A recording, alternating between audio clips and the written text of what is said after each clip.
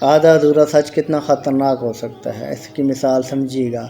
مغیرہ بن شعبہ کہتے ہیں کہ مجھ پر ساری زندگی کوئی شخص اس طرح غالب نہیں آیا جیسے بنی حارث کا ایک نوجوان مجھ پہ غالب آ گیا۔ لوگوں نے سبب پوچھا تو کہنے لگا کہ میں بنو حارث کی ایک عورت سے شادی کرنا چاہتا تھا۔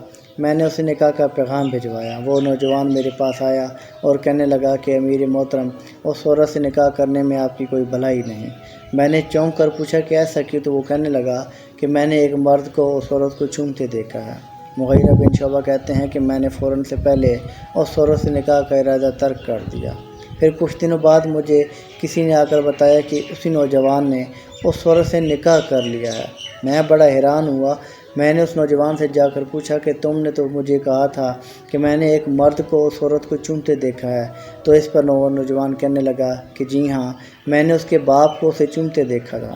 یعنی یہ تھا آدھا سچ، اور کتنا خطرناک ثابت ہوا۔ مغیرہ بن شعبہ کہتے ہیں کہ میں نے اس پر تحقیق نہیں کی تھی۔ بتانے کا مقصد یہ تھا کہ ہمارے گھریلو معاملات میں اکثر ایسا ہوتا ہے کہ آدھی سچ کی وجہ سے یا سچ کے لبادے میں جھوٹ کی آمیزش ہوتی ہے۔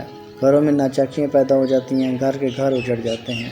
اور اسی طرح کسی نے شیخ سعدی کو آ کر بتایا کہ جناب فلاں معتبر شخص آپ کے بارے میں یہ بات مجھے بتا رہا تھا۔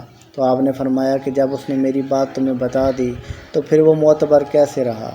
اس لیے بتانے کا مقصد یہ ہے کہ اپنی نجی زندگی کے معاملات جو ہیں ان میں کوئی اتنی فیصلہ نہ لیا کرے جب تک دونوں طرفین کے معاملات کو بخوبی بغور جائزہ نہ لیا جائے۔ یعنی دونوں طرف کے موقف کو سنیں، خود ریسرچ کریں، جب تحقیق ہو جائے تب فیصلہ کریں، اس سے پہلے فیصلہ نہ کریں، کیونکہ جذباتی فیصلے ہمیشہ گھر کو تباہ و برباد کر دیتے ہیں۔ اس لیے دونوں طرفین کے موقف سننے کے بعد یقینی فیصلہ کیا جائے۔